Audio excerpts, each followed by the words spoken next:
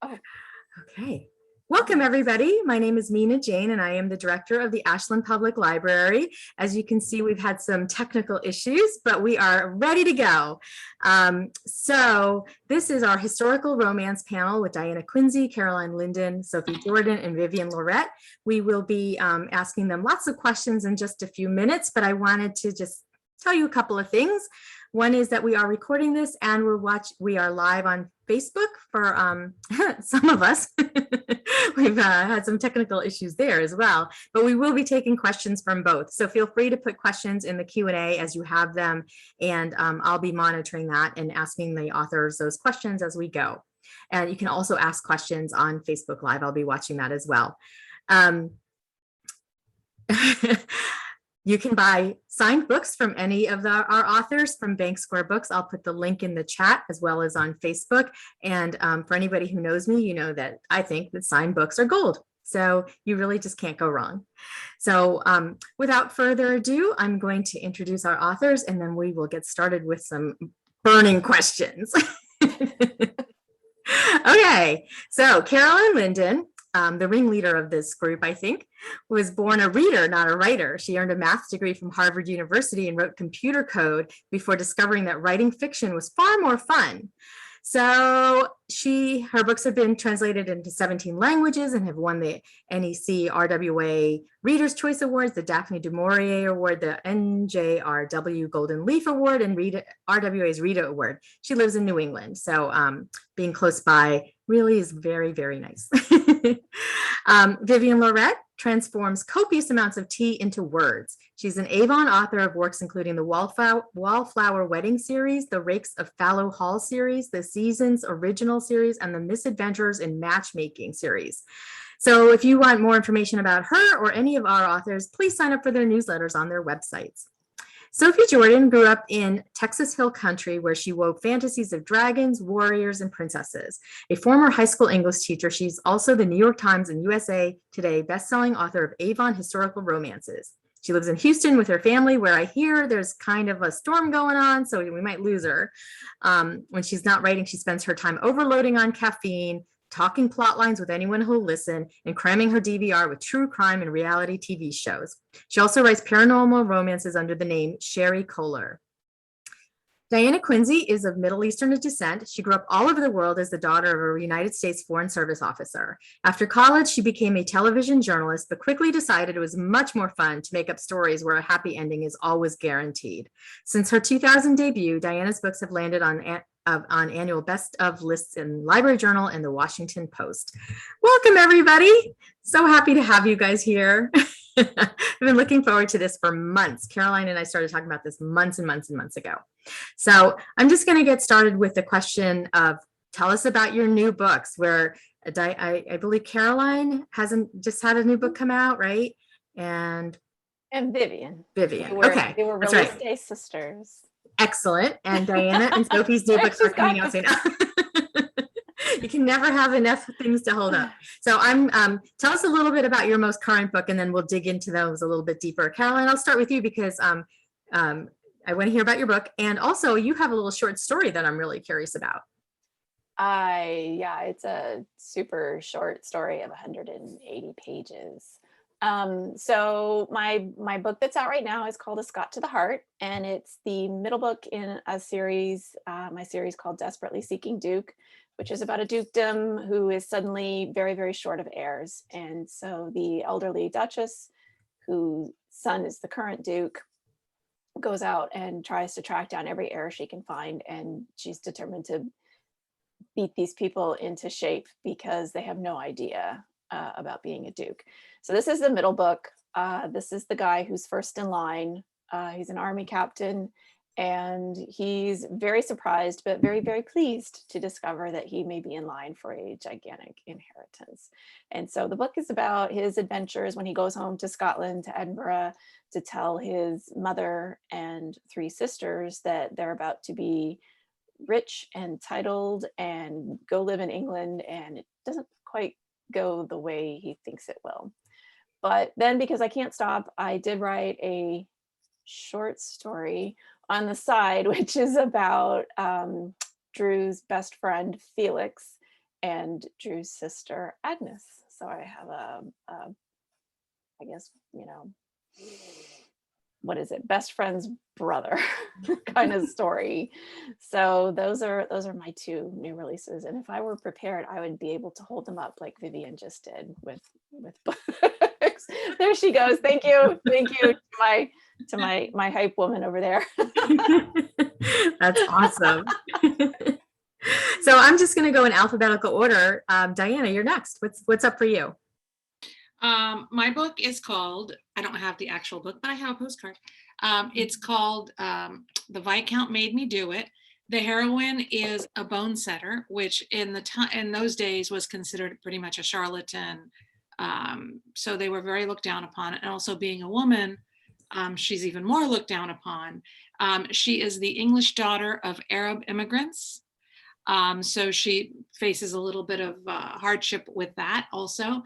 The hero is a Viscount whose parents were murdered, and he comes to see the bone setter once he sees her wearing the necklace that his mother was wearing the night she was murdered. So, sparks fly, and so there's a little bit of mystery. There's hopefully lots of chemistry, and that's pretty much it. They fall in love. Well, that would be expected in a romance novel, right? Sophie. I just had to unmute myself. I decided with my madhouse of dogs and children, I will mute myself until it's my turn to talk.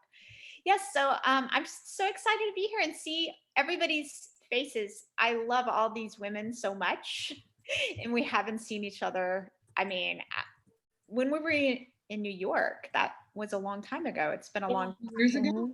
So 4 years ago. We should be, meeting up, doing Zooms on our own in private, because it's really good to see everybody and to share a release month with all of you. So Diana and I are both coming out on the 27th, and Caroline and Vivienne are out right now. We just came out a week ago, yeah. We're in the same month, but two are already out, two are out now. I also have a postcard. So because my book isn't out yet either. So my July 27th release is The Duke Goes Down. And yeah, that's the funny title. The best title title behind the title. Thank you. I'll have to share it. So it is a new book and a new series. I always like to bring my last book series with 7 books. I didn't plan it that way. It just sort of happened. So I always show it, bring it. So there's my 7. This is the series before. They're all out now. So if any of you would love to dive into series, these are existing. Here's an existing series for you, The Road Files, starting with down here, While the Duke Was Sleeping, all the way up. So I was just ready after 7 books to begin a new series and a new world. They kind of, I'm planning for 4 books for it. It's all revolving around the same town of Shropshire. And the heroines are all somewhat unusual in the fact that they're women of agency that have some power in their lives. Book 1, my heroine is, I really dub it the Lady Vicar book, which you really couldn't be a woman could not be a vicar at this time, but her father is the vicar and he's ill and his faculties are diminished. So it's, she's the one pulling all the strings. She's in charge. She writes the sermons. People in the town go to her for everything. And the hero is the Duke that goes down. So, but he's really, at the beginning of the book, he's lost everything, so there is a little bit of a double entendre there for the title. He's lost everything. It turns out he's illegitimate. Sorry. He discovers he's illegitimate. He's stripped of his title. He's stripped of his property, his wealth. He has nothing except his mother's still the dowager and a sister who's a countess, but he's lost it all. So he decides to find an heiress in the town, but our Lady Vicar is super protective of her town and they have a history. So it's a little bit of enemies to lovers going on also. So she's like, no, you're not going to marry one of these heiresses. You're a user. I didn't like you when you were an arrogant Duke, and I still don't like you. At least that's what she says at the beginning. So I did turn in this title. I thought of it when I was like, oh, he's a duke, or he was raised to be a duke with all the trappings and the privileges of a duke. And I liked that idea of having a hero that's lost everything, that is stripped of it all. And it's just, he comes crashing down to earth. So that was sort of the duke goes down, but also there might be a somewhat other meaning there that I'll let you speculate upon. And I think, oh, and I had to show off because this is my YA Regency that just came out in May that I love the little cheeky graphic cover for. I love that cover. I had to come back and say, I have that book. It's titled 16 Scandals because it is somewhat, there is a little wink, nod to the 80s 16 Candles movie there. Just, it's all Regency set though. And it does happen to take place in like 48 hours on the night of her 16th birthday. So this one is already out though. So I just wanted to show that off before we get back talking about our historical romances. And I think that's me. So in the comments, you'll see people are really digging your 16 Scandals. And Mariel said, all he has left is his arrogance. Eek! And lots of great releases this month, July and August, and it's going to be great. So Vivienne, tell us about your new book. Let's see. I have a book. It just came out last week with Caroline's book, which of course is fabulous. So you need to get both of them and get Diana's book and Sophie's books.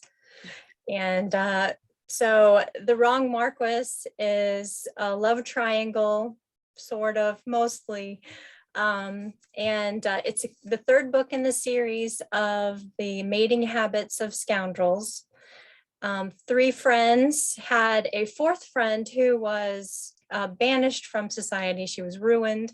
She was sent away for the unspeakable crime of being caught kissing in the garden. And so she was sent away, and they thought, well, the guy didn't marry her. He wasn't, we don't even know who he is. And we're going to write a book called The Marriage Habits of the Native Aristocrat. And that way you could find out who wants to marry and who is just a scoundrel. And so the first two books, they pretty much meet more scoundrels than marriage-minded gentlemen. So that's why they were thinking that they should just name the book The Mating Habits of Scoundrels. So it was up to Ellie in the third book to find a real marriage-minded man instead of a scoundrel. And but she ended up thinking that she was in love with and going to marry one boy her whole life. And then suddenly she runs into, literally, London's most elusive bachelor, who isn't nearly as elusive as he needs to be for her tastes. And so she keeps running into him over and over again, and until finally she's falling in love with the wrong Marquess. Sounds awesome. Charlene says that she is loving this series. That's great. Thank you, Charlene. So, I'm always curious about when a book comes out in a series, and how does this current book fit into the series and the canon? What, is there anything that we need to know? Is it a standalone? Are there any spoilers? How can we pick up this current book out of this series? And this is a trick question because I never read books out of series, out of order. So I just want to know if there's anything that we need to know about this new book that you think we should know. Diana? Well, this book, oh, and look, there it is, see? Yeah. This book is the second book in the series. The first book in the series is, I should remember it, right? Her Night with the Duke. This heroine and this heroine are cousins. So she is half Arab and half English. Her dad was a Marquess. And so she grew up an aristocrat who didn't quite belong. But this one, she grew up completely working class. I really wanted to write a working class heroine. And I really liked the culture clash and the class clash. This heroine shows up in this book briefly. But this heroine shows up in this book a little bit more, if that makes sense. So they're completely standalone books. But I think they're always better to be read in order, but you absolutely don't have to. You're not really going to miss much. And, you know, people might read book 2 and decide, you know, they really want to go back and read book 1. So read it however you want to read it. They don't really build, there's no mystery or there's no storyline that carries through too seriously. So you could read it, you know, out of order if you'd like, no problem. Thank you. Santa says she's just been introduced to your books, and Caroline is new to her too. And she's hopefully going. She says that she's going to shut up now, but I say don't. Keep writing. Sophie, how does your book fit into your series? Well, just that it's the first one, so that's the good news. If you're coming to the Duke Goes Down, it's the first one. But I didn't, after having just finished a long 7-book series, and I wanted to do something really delineated. Like, here's the 4 books. So the first book is My Lady Vicar, Imogen. But like I said, every of these 4 books, I wanted to create heroines, women that were somewhat unusual and had a little agency in the town, or a couple like Diana's are working class. So Imogen is the lady vicar. The next book is a lady farmer, Mercy, and she features largely in this book. She's the best friend of my lady vicar, so she's around a lot. And then you'll see in this book, the first one, and in the next book, Mercy's book, the third heroine is a lady blacksmith, who I'm so excited about. It's not, she just took over the family business, really, and she's very unique and wears trousers everywhere, and she's, you know, Viking big, and I'm really excited about hers. The fourth book, I'm not going to say, because, you know, you never know. It's sometimes risky to say that far out, because I think I know who it is, but, you know, something could happen in the third book as I'm writing it, and someone could come and take over larger than life. But I wanted to say, because as Diana was talking, I'm really excited about your second book because of the suspense angle. I love anything with, you know, somewhat of a mystery or suspense playing into it too. Thank you. I write mysteries also. So that's part of why I introduced it. I write historical mysteries as well. So quick plug. It just felt natural. It was an organic thing to do. But It was. I like it, right? In the Night with the Duke one, right? I always like there to be surprises. Right. There's always a surprise, a twist. There are always twists in my book. So this one is the one that's more suspense, has a suspense angle, but the romance is still, you know, king or queen. King. Yeah. Yes. So Vivienne, how does your book fit in?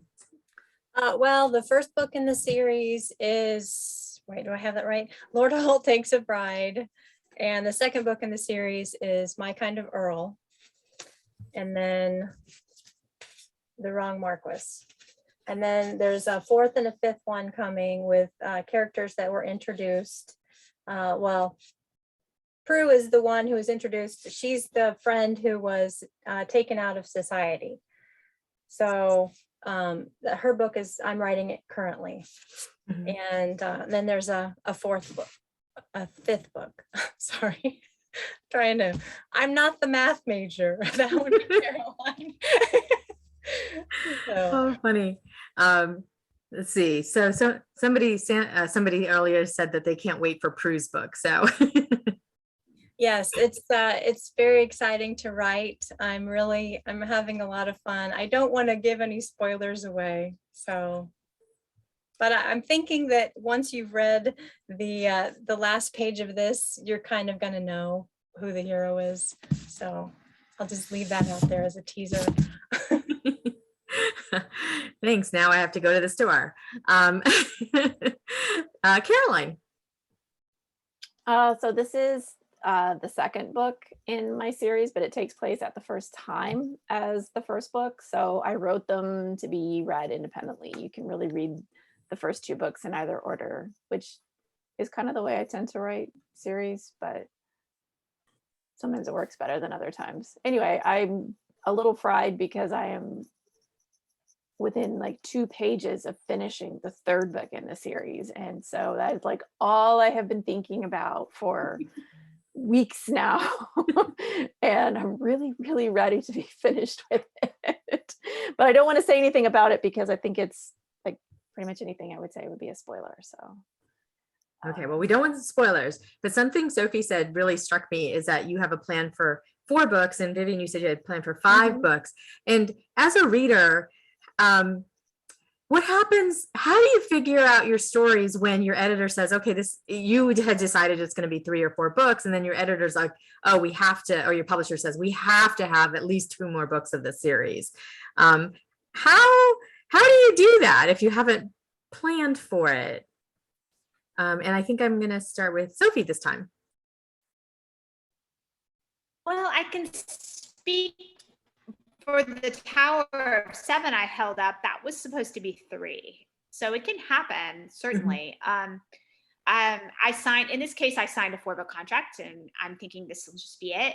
It seems it's certainly nice to have a contract of a certain a finite number, and then that's the series. But sometimes it doesn't work out that way just because you've introduced some characters that are such fan and reader favorites. And I'll come to my editor at that point and I'll be like, everybody wants so-and-so's book, and I really think I need to write it. And she'll say, great. And then we go to contract, and I might sign for 3 books, and it's odd. It'll be like the first one I'm going to tack on to that previous series, and maybe the next 2 are for a new series. Like I'm fortunate. I've worked with my, this is the same editor I've worked with since I sold my first book in 2000. I always figure it based on my daughter's birthday because she was only 3 years old. Now she's going to college. Okay. So in 2006, my first historical came out. And so I've been working with the same editor since 2006. So she's pretty flexible. And I will say I've seen a development though since 2006, that in 2006, it wasn't as important, at least to my editor, that I was writing a series. A lot of them were just independent books with connecting characters. And my fans knew that, my readers knew these characters connected, but I didn't necessarily have a name on the series as I do now. This is the Duke Hunt series. And of course, my previous series was the Rogue Files. My early books had no such designations on the covers. They just didn't do it. But now it's such, I just think so enjoyed by readers. Readers love to follow connected characters through series, and the publishers are more than happy. Now we put the series name on the cover. So I don't know. I find it's too flexible. If a book, so I mean, just if the book series ends up being more than 3 or 4, it happens. I actually posted over here, Vivienne, I was asking you, are you done at 5? Do you think you're done, or might it still continue? I think I'm done. It's just that I've already had letters from readers who want certain stories. So, for example, I just wrote A Pirate's Love for Me, which was a short story to go with, everyone was writing about Aunt Lolly, Asher's Aunt Lolly. He told a story about her. She appears probably on maybe 1 full page of the whole book, but I don't know how tons of emails came in asking, are we going to get Aunt Lolly's pirate story? Because she ran away on a pirate ship. And so I had that story as a, I mean, who wouldn't want to do that, right? That's a great bonus story, though. That's a great story because it's so it's a little different too, And so it was a bonus for anyone who pre-ordered this. They got that book, and I'm thinking when it's Talk Like a Pirate Day in September, I'll probably put it on my website and have that available to everybody. All the elementary school librarians will be like, "What's this?" I will say one thing I've done too, and maybe it's familiar to some of you others, is I've ended a series where the first book in the new series might have a character that was in the previous series world, like sort of a bridge character. almost, so you can bridge one series to the next series, but you're Mhm. starting a new series. Mhm. It's our world. We can do whatever we want, right? I did that also with the hero in this book first appeared in this Misadventures in Matchmaking, 10 Kisses to Scandal. Her goal throughout the whole book was to find the most elusive bachelor in London, but he was too elusive for her. Not for her, unfortunately for her, but not too unfortunately, because she fell in love with him. So, or falls in love with him, or maybe I shouldn't even say. I'm But, glad you said.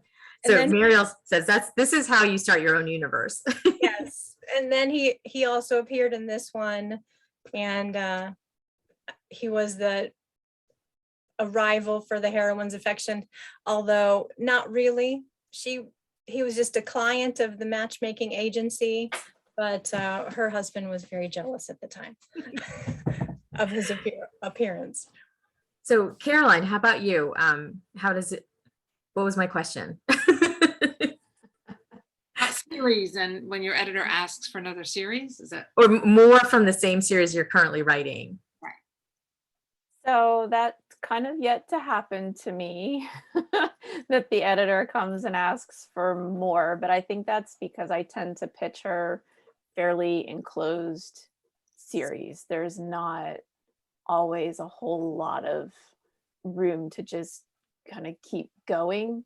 My series tend to have an overall arc to them as well, and once that arc closes, it's kind of time to do something else. But I have cross streams and had related characters, brothers whose books appear in different series of mine. So there's some crossover, I would say, and definitely characters from previous books have popped into other books because it is my universe, and this is how my world is populated. So yeah, my characters are all running into each other all over the place. But I tend to write little spin-off stories. Like this is my little spin-off story. It's 175 pages, but it was definitely the story that just organically came out of writing A Scot to the Heart. Mhm. The hero's best friend was just a smart mouth, and thank you, Vivienne, my very own Vanna White. And it just happened. He just kept shooting off his mouth and saying weird things that just appeared on my screen. I have no idea where they came from, and I thought, this guy's really funny. So and then something weird had obviously happened between him and Andrew's brother, and I didn't know what, but it was really fun to write. And so now it's more like I've written a novel that is approximately 150,000 words long. It just kind of comes in two pieces, which is, I'm not a short writer. I'm not the writer who writes like the short, pithy little scenes. I just can't do it. I tend to go on and on. So, any excuse basically to lob some more words and stories out there. Well, we're happy that you do. Diana, how about you? I know this is your second book in the series. Well, I've jumped publishers. So Avon is my fourth publisher, my third romance publisher. So the first series I did, the editor said, "What else do you have in this series?" And I said, "Well, I wrote a couple of other things so she just bought everything I wrote in the series. But the problem with me is when I start researching, I'll find a whole nother concept and I'll be like, oh, okay, I'm ready to do the new series with the new concept. The problem with that is in that first series, I still get people asking for a particular couple's story. And I had set it up to be like 4 brothers, and I only ended up doing 3 of the brothers' stories. And so people still ask, are the other brothers getting their stories? So I've learned to not do that anymore because I don't want to disappoint people. But generally, I just turned in the 3rd book in this series, which is this heroine's brother, who's a Marquess. And I just pitched a completely different series. So nobody really asks me to keep going with my series. So. True. Caroline says, Diana, you left a brother hanging I know. and you left your readers hanging. What? How can you then even do that? I just Brother, felt- a full-born brother, you just walked away from that character. Well, I discovered. Vivienne and Caroline would not do that. I discovered. Vivienne and Caroline would. I discovered a female parachutist back in those days, and I was completely enchanted. And I wanted to go and write that series about the female parachutist. So, but I learned I will not do that again. I'm not leaving anybody hanging. So. You can come back. There was one character, he was a secondary character in my first book, and it took me like 10, 12 years. That is the single most character I've gotten the most email over the years about. When are you going to write about this guy? When are you going to write about him? And finally I did. So, never say never. You can come back to him. So did you write a full book or a novella or what? I turned him into the hero of the start of a different series. So yeah, but then I pulled in other characters from that first book. And so there was like some cross-pollination because these are all my people living in my world. And so yeah, it was actually really fun to go back and look. Yeah, you must have an immense memory because sometimes I get an email about a character, obviously from an early book, and I don't even know who they're talking about. Like, I'm like, wait, they're like, will so-and-so's sister get a story? And I'm like, what book was that? And sometimes they don't say the book. So I'll go look through and at least find the name of the heroine. I'm like, okay, this book, that heroine obviously had a sister that I left hanging. I can't even remember. So that sometimes works if I don't remember or if they just say the name. I've realized that I have a couple of go-to names for secondary characters. So like there's like 15 characters named Francis in my books. If somebody said, are you going to write about Francis? I would be like, which one? Because apparently I really like that name, and just new female walks into my book and I'm like, oh, she must be Francis. So to me, it's interesting that the answers to that question, because readers can be so demanding, and yet it sounds like there's a whole combination of things that would have you potentially writing more of a series. But I think it's interesting also as a reader, because sometimes I just want a story to be done. I want that full, 4 books and it's done. And sometimes I just don't want it to ever end ever. So I think what you do is so great, because you really give the readers kind of what they want in both senses. And I think, is it an Easter egg when you find a character in one book in a completely different series? Is that what that is? I think so. Because that's always fun I too. think so. Or it's characters, or maybe it's a place, or I like it where maybe they're at the same ball, right? But different people, like, but again, that goes to someone who, it's not even like a credit to like someone's memory. What it is maybe I wrote that book 10 years ago, but the reader just read it, finished it last night. So they could probably be quizzed on that book and they will know everything about it. And I can't. But, and I think that's the same with the Easter egg. I think authors do plan Easter eggs, but I think you better, as a reader, you'll catch them if you're reading them in, close succession instead of years apart. Well, and I think that's why so many, oh, sorry, Caroline. Oh no, I was just going to ask the other authors if you guys have done Easter eggs where you essentially lend something or someone to another author to kind of cross-pollinate with their series, like your characters make a brief appearance in their book and then one of their characters strolls through your book. I just wonder if anybody else has done that. I haven't. Let's do it. Let's all do it. Okay. That would be great. What did you do with Caroline?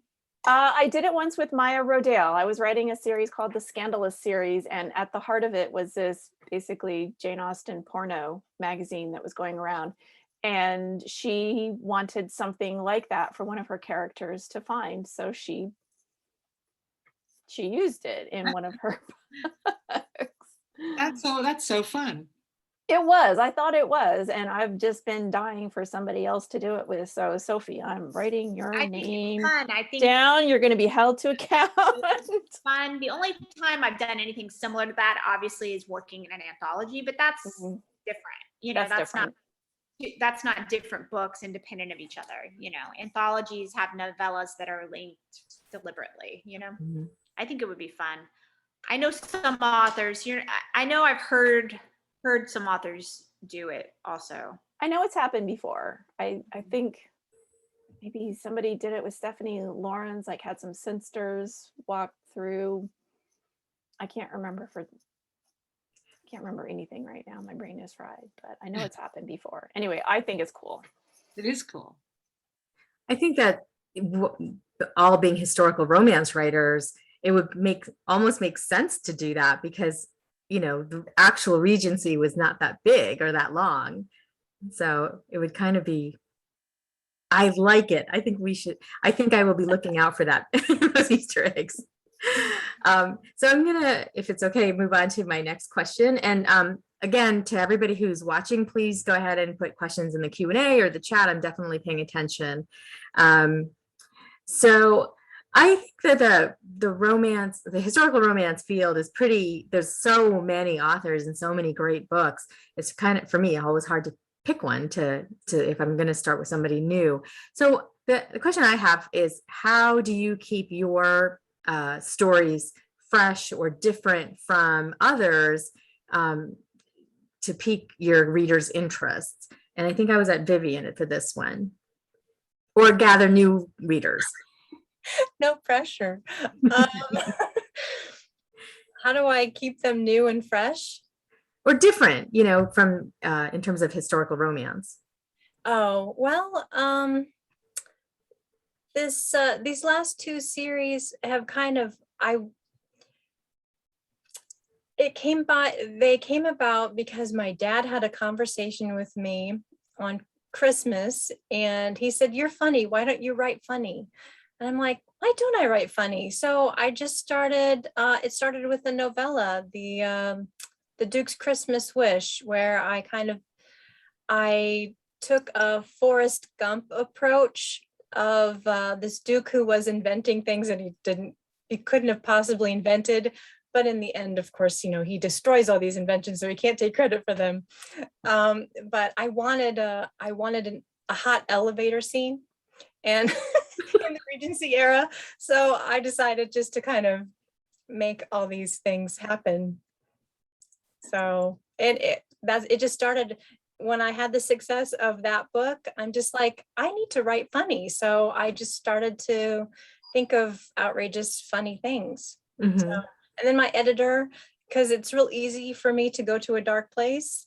So my editor will kind of like pull me back, and she'll be like, "Okay, where are we going with this?" So it's always good. That's awesome.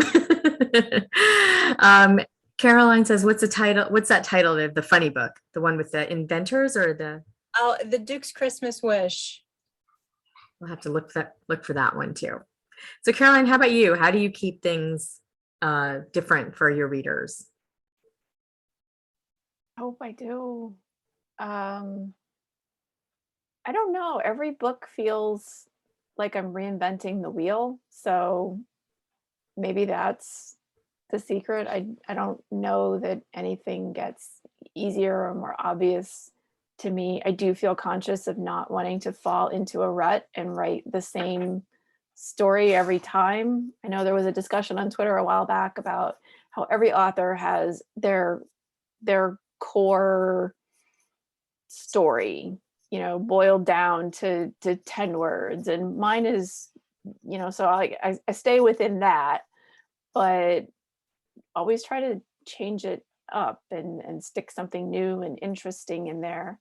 I made one hero a gadget guy, so he's like, you know, got all kinds of trinkets and funky things in his house, and like he's designed a bathroom, a bathing room in his house, and it's more about what interests me and amuses me that I put in my books. And I hope that works and interests my readers as well. I definitely think it does. Diana? I mean, I try to put them in different situations for sure. Like, they're not going to always go to Hyde Park. They're not going to always go to a ball. So I try to find different novel places where they can go. So at least the backdrop is different. Before I started writing this last series, I always wrote, straight white characters. I'm Arab American. I was kind of in a rut. I really didn't know what to write. And the only thing that excited me was the idea of, maybe introducing, ethnic characters into this Regency world.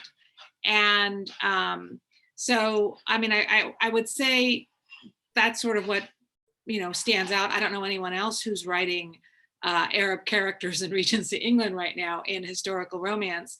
So that's been fun to sort of inject a little bit of that culture into it. And another thing is, I really try when I'm doing, usually I find the next heroine or the next idea when I'm researching the current book. And I really focus on trying to give the heroines, especially lately, like interesting careers. Like, she's a bone setter. I mean, she's a writer, a travel writer. So, I mean, that's a writer's not necessarily new, but she did go to the Middle East. She was rediscovering her heritage. And in the book that I just turned in, which is the third book in the series, the heroine is a map maker. A lot of women map makers are lost to history because they didn't sign their maps. And if they did sign their maps, they signed them with an initial. So, so I think I try to give, I think the ethnic twist is interesting and different. And I try to give the heroines some sort of job or angle that I haven't seen before. So that's about it. That's a lot. I mean, I think you're bringing something really important to the field. Well, it's been very gratifying to hear from people with a similar ethnic background, or not necessarily Arabs, but also some South Asians have reached out to me. And, some Latino readers have said that the grandmother in these books, she's a character who carries through all three books, reminds them of their grandmother, their abuela. And so it's just been very gratifying to know that it's touched. I certainly never read Arab characters in historical romance, and to see them there and to see that it means something to people to sort of see themselves on the page has been incredibly gratifying. Thank you. Sophie?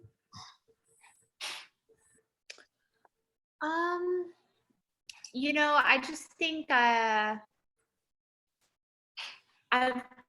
kind of transitioned, I've evolved as a writer. I think when I first started writing historical romances, I was in my 20s. And at the time it was me emulating a lot of what I had read my whole life, what I had been read.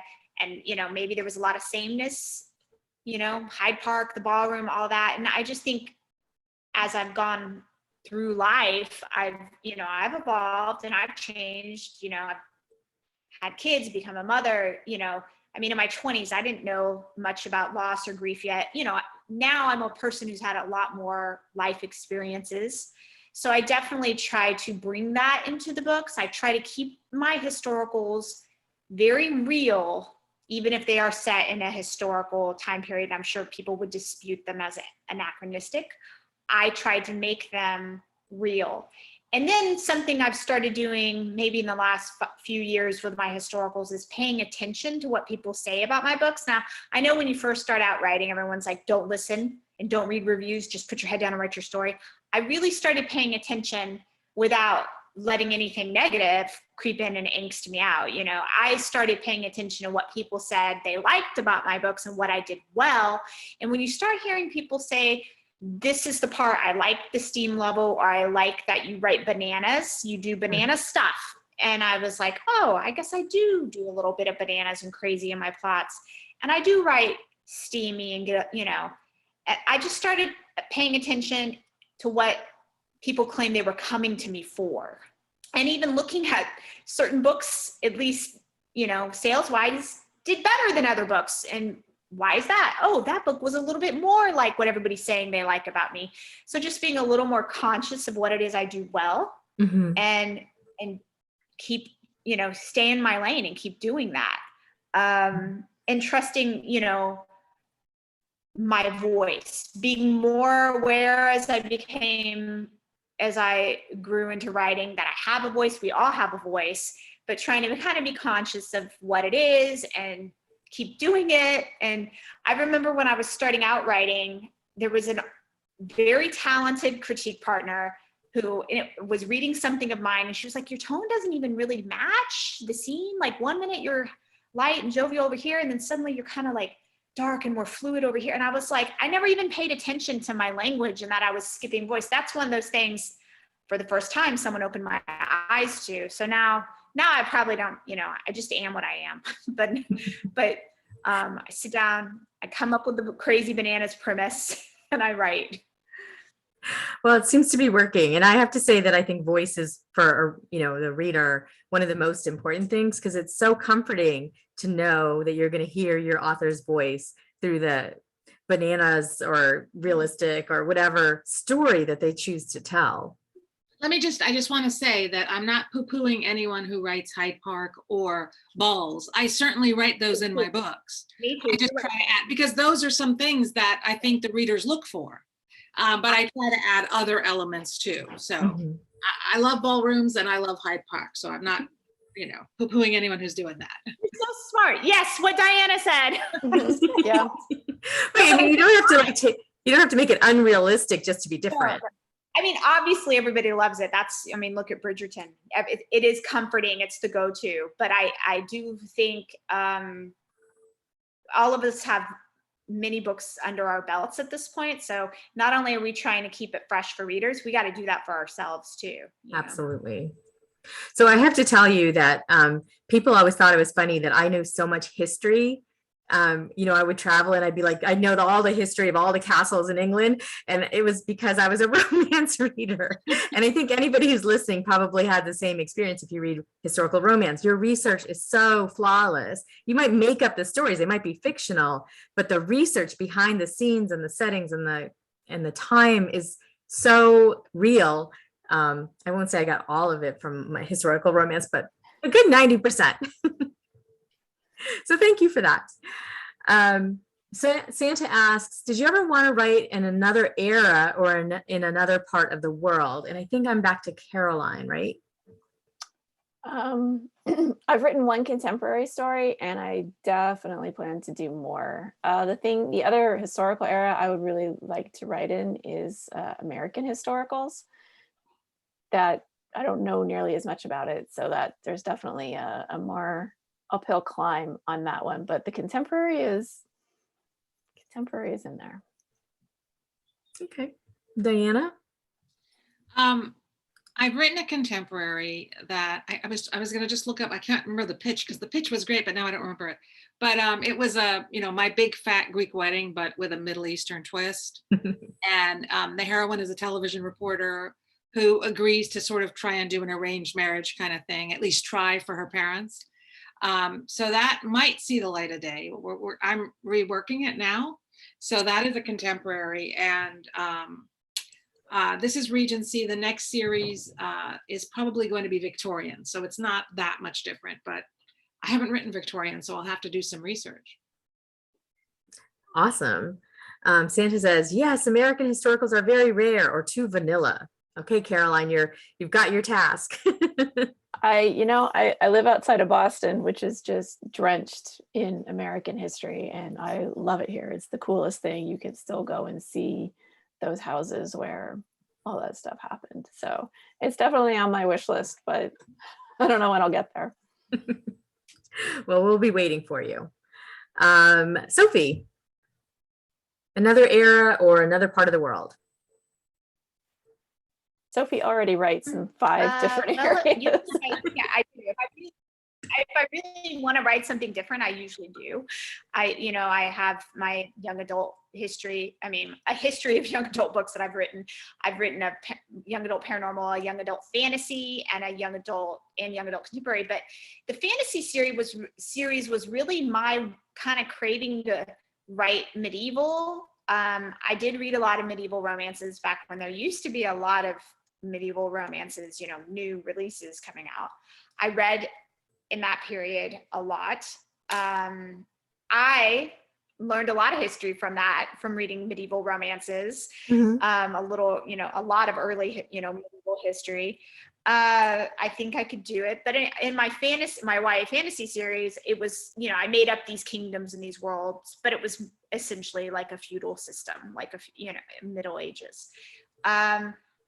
I don't know, not little known, I guess people who are on my Facebook page, my Sophie Sirens page, know that I do like romance that is post-apocalyptic or futuristic or sci-fi. And I think everyone's like, oh, that doesn't, I don't know. I think it's because I liked the Middle Ages, that was a dark age. And in a lot of these sci-fis and post-apocalyptic, they also in a way feel like a dark age. It's a harsh world that these characters are living in and surviving in, and somehow finding love and romance within it is what I love so much. So I don't know, I think I don't know if I'd write Middle Ages. I think I might write something futuristic in the world, something like that. It might be the next area I'd like to do. I also like thrillers. I think a lot of us read all over the map, within different genres. Mhm. Right.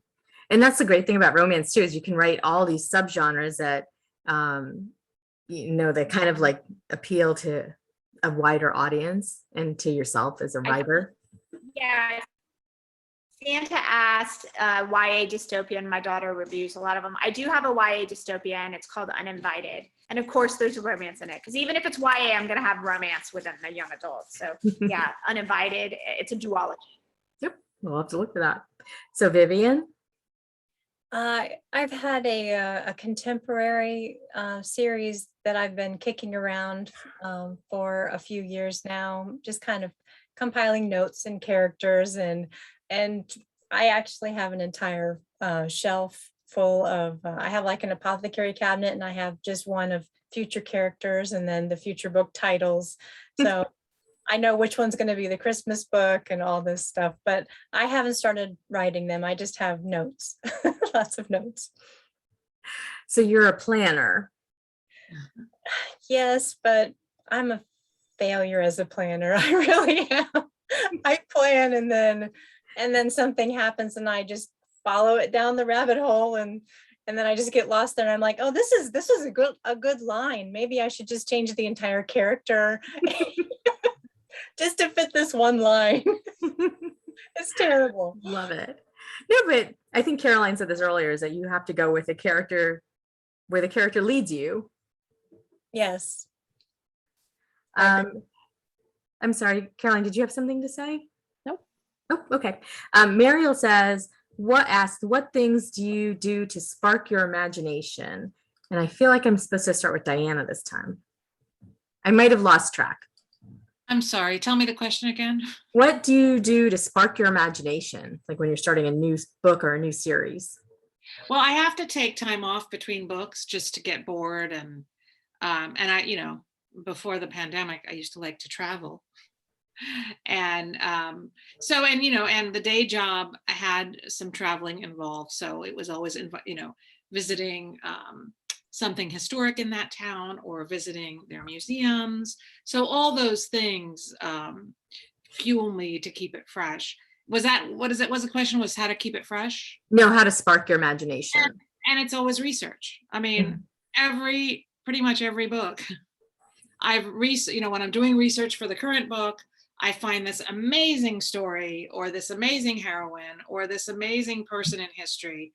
And so it's really it's the research for the current book that I go down that rabbit hole and come up with ideas for the next books. Mm-hmm.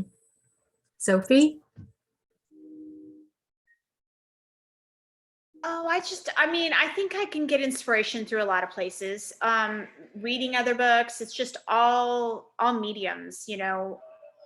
I am a TV junkie, I'll stream shows, like a lot of stuff feeds my interest, I guess. And because I'm so like, you know, here I am watching a historical saga, then I'm watching Schitt's Creek, and then I'm watching Z Nation, you know, as campy as you can get on sci-fi. Like I have such um, a wide, a wide interest, and you know, I think I'm probably unreliable as a, like, whenever anyone comes to me like, what show are you watching? Like, they probably find me very unreliable, because one day I might tell someone, yeah, Schitt's Creek started, it's great, they love it. And they're like, what are you watching now? And I'm like, Z Nation. And they're like, oh my God, what is that? You know, or Black Summer, you know, that's a great zombie flick. So I'm all over the place with interests. And so books, reading other books can spark it, shows can spark it. That's basically, sorry, I'm being distracted. My dog is doing this low pitch whine right now. Like he's a human. Oh, and he talks. Yeah, I don't know. You know, to clear, I've never really had a problem with coming up with story ideas. Like Vivienne, I love the planning stage. I have so many ideas, but it's who, you know, which story makes the final cut and you actually start next is a different thing. But I never have a shortage of ideas. When that day happens, I'm probably, I might be done, right? That might be the end of it. And that's when I run into people, it's usually not readers, it's people who aren't readers who are like, wow, how do you come up with those ideas? See, readers aren't surprised because readers read so much and they read stories, they just inhale them, right? So the idea of story ideas, that not, you know, it's sure they understand they can be plentiful, but it's the non-readers who are like, how do you come up with those ideas? And you're like, I'm sitting at a stoplight juggling 3 or 4 different story ideas in my head, you know? Yeah. Vivienne? It's the same. Just when I end one book, I usually have 3 more in mind, because all those things that I didn't say that I wanted to say in the book that I just wrote, I'm like, this needs to be an entire story. It can't, you know, of course, I think we've all tried to add additional storylines to our characters and just kind of really make them earn the ending. How much more pain can we put on this character? But then you're thinking, well, maybe this pain needs to go to another character. Lucky them. And so then you already have that idea, but then what gives you the spark? Usually it could be a song lyric, and then, you know, maybe it's someone singing and it's a female singing it. And then you're thinking, ooh, but what if a man were to say that to the heroine in the dark moment? Wouldn't that be nice? And then that'll be like, okay, well then who is he? And then that just starts the whole thing. And then here I am following the white rabbit. And that's what happens. Mm-hmm. So I could hear something and you could hear something. We would I would just like boop, boop, boop, go on, and you would be like, ooh, idea, because you have that writer's mind. Caroline? I think for me, like what Diana said is true. You find the weirdest stuff in research when you're not looking for it, and it sticks in your brain as that's amazing, and I have to use it in a book. For example, I forget how I found it, but it was years ago. I came across this actual book that was printed in the 1740s or 1750s or something. And it was basically a guide to rich ladies and how much, all the single rich ladies in the kingdom, and with their fortunes listed. And it was dedicated to all the single gentlemen out there looking for a rich wife. It was real. Somebody actually paid their own money and compiled this listing and put it out there. I was like, I couldn't make that up. So I did put that in a Scot to the Heart. I was like, that's just too good to ignore. The other thing is you pick them up. Thank you, Vivienne. Your check will be in the mail. You pick them up everywhere. Used to overhear stuff, you know, on the train or in stores, but everywhere, movies. You go watch a movie, like I'll get ideas from Marvel movies. I love big action, big loud action movies, and I'll pick up little ideas that are like the tiny little sideline in a movie like that, and think that would make an interesting story. Like I want to know what that character's story is. I'm sure they had a terrible childhood and suffered deep wounds, and really what they need is to find their perfect soulmate. And so they come from everywhere, I would say. Mhm. About there's kind of no limit on where you can find them. Wow. And current events, news stories sometimes. Exactly. That's a curious, I'm because how do you pull current events into a historical romance? Oh, it's just because, if some guy killed his wife, or if you just sort of adapt that idea to a historical, because human relationships and what's interesting about a turn of events is still interesting no matter what era you're in, and you can adapt it. Mm-hmm. So I have to share that because that's, yeah, I think it's really easy to take a contemporary idea and make it historical. And it's really interesting in that aspect too. Like I remember years ago, Susan Wiggs came and spoke to the writer group I belong to. And she got an idea for one of her stories. And I don't even remember which book. I don't know if it was the main idea of the book, or maybe it was a subplot of a book, but that she got it because she was reading an article someone had written about a woman who was raped, and years went by. They never found the man who did it. And she herself was flipping through the newspaper, and she found a picture of him and with his fiance and the wedding announcements, like they were engaged. It was their wedding announcement. And she was staring at this man that had raped her years ago, and he's living his best life, getting married, to somebody. And that was she'd saved that. Susan Wiggs would go through, I think she's had clippings that she saved, because that was, also back when we were very, we had physical newspapers we were always reading from and not reading online. But she would cut and save clippings of things that she thought were interesting all the time, for ideas. Wow. I forgot that story. I always remember that. And that's the kind of thing we think about when we want to write stories that resonate and readers remember, and Mm-hmm. truth is The real world is weirder than anything anybody could make up. right. That is very true. So Janet on Facebook asks, do you write chronologically or out of order? And I think I'm starting with Sophie this time. I've done both. I've written I might come to a point where I'm stuck in a book. And to be fair, I haven't done this in the last few books, but I have written a book where I was really stumped. I don't want to say I had writer's block. I just maybe I wasn't feeling it. Maybe I had not totally connected with my hero and heroine yet on page. Writer's malaise. Yes, but I knew the reason I wanted to write this book, and this was in All Chained Up. This was one of my first contemporary romances. It was, I think, my Devil's Rock series. And I knew there was a scene that prompted my whole, this is the reason I want to write this book, for this scene, this moment. Everybody here knows what I'm talking about. Like we've all said, it may just be a line that triggers the book, but it was the scene was the reason for this book. And it wasn't far into the book. It was it would be about 1/3 into the book when it occurred. And I said, you know what? I'm just writing the scene. I'm just going to sit down and I'm going to write that scene. And it was a crazy euphoric moment. I started after dinner, and I don't think I stopped till 4 a.m. and I wrote 10,000 words. It was like a feverish mad, I was it was a high or something. And really not that much of those 10,000 words ever changed. It was, but I had no problem finishing that book. I went back to the beginning and wrote from the beginning up to that point and then kept going. So yes, I will do what I need to do. Get it done. Well, thank you, Vivienne. I'm about the same. I'm typically chronological just because I don't know. I'm anal retentive that way. I don't know.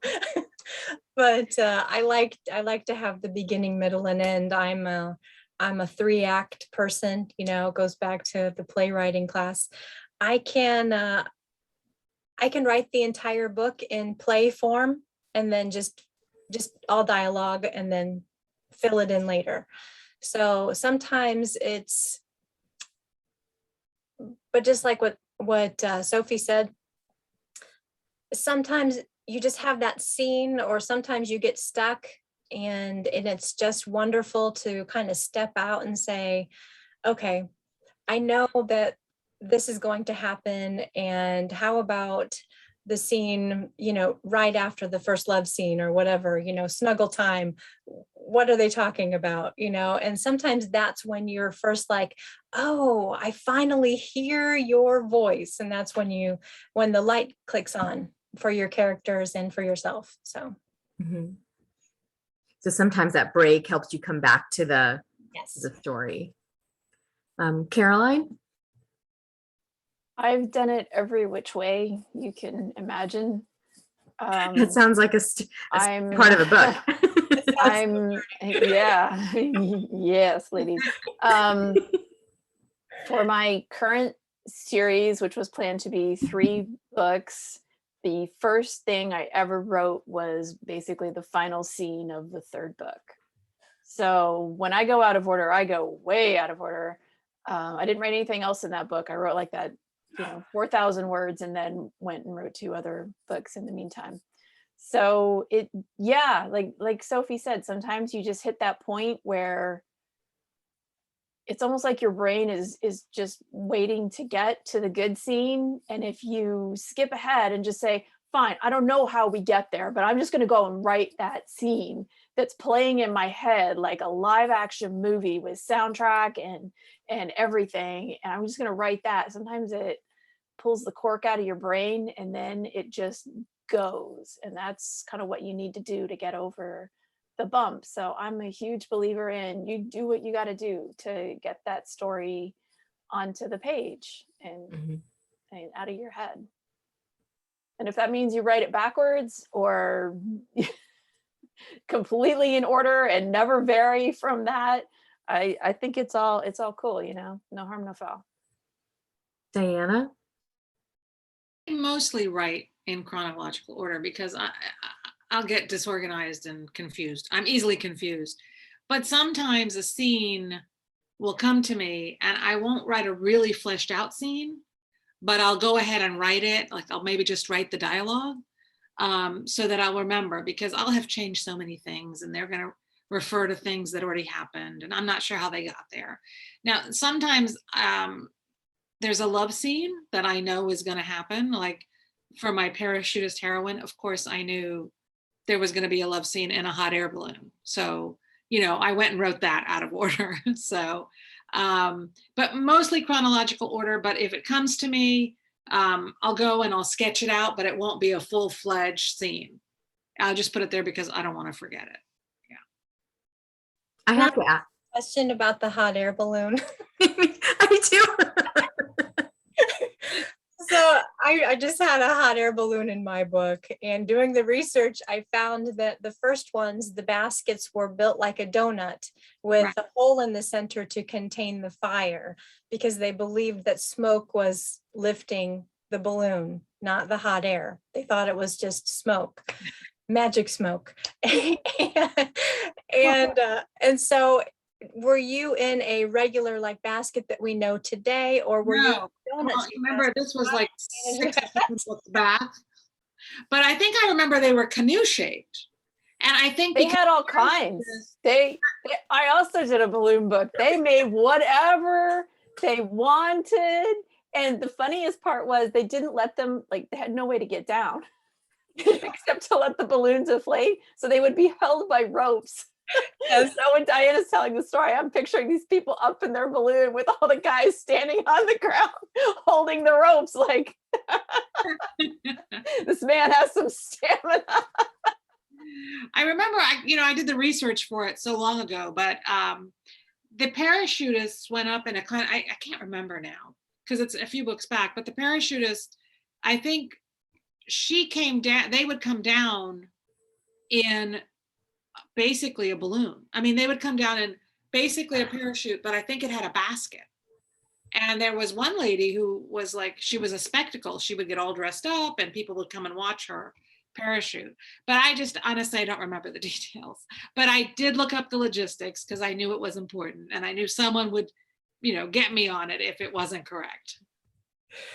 I'm just imagining all the positions with those weird baskets. Sorry, that's just where the mind goes. Now, Sophie, have you written a basket balloon? Clearly, I am the loser here. It was You not have some good research quality to say you. I have to now have parachute sex in my next book. So, I mean, there was one, I think of it as a very dangerous sport too, or if you want to call it a sport, it's a very dangerous activity. There is actually a lot of, I know someone who's lost their wife in a parachute accident. So I'm like, always, it's one of those things where if your kid comes home and you might freak out, your kid comes home with a tattoo. I would freak out more if my kid came home and said they were in a parachute. I'd be like, what? I mean, I'd probably be more okay with anything, a motorcycle, whatever. I'm a big chicken at the idea, but not in fiction. In fiction, we all do the things that we wouldn't do in real life. So clearly now I'm very, Diana, what's the name of the book? Spyful. Okay. Probably not the best romance book title, but at the time I thought it was clever. Now I'm really intrigued. I'm going to go find it. Hold on. Okay. So I didn't think basket sex. I thought tree sex, the parachute comes down They in a crash in tree. the tree and then they. There's wait, here it is. It's in the cover. Beautiful. Nice. Wow. Well, I'll be looking for that. I had said that I thought tree sex, not basket sex while you were out. We gotta do that. We should all do that with our characters that we have floating in each other's books. All our characters should meet up in a scene. And there we go. A balloon festival. They all go up in their custom made baskets. They all come down gradually in this giant tree. And someone has sex. Someone, all of them. Oh gosh, tree sex. Okay. So on that note, I think we're about out of time. This has been lovely. Thank you so much. I feel like I'm going to run out to the store and get some all of your books. They just sound wonderful, and the work that you do to entertain us is just amazing. So thank you for being here. Thank everybody for I appreciate everybody coming to listen to us and all of your questions, and on Facebook, paying attention to us. It's so much fun. And I just want to remind you that you can buy books from all of these authors, Diana, Caroline, Sophie, and Vivienne, from Bank Square Books. They'll be signed, and you can actually get their entire backlist also through Bank Square Books when you go to the link that I just sent you guys.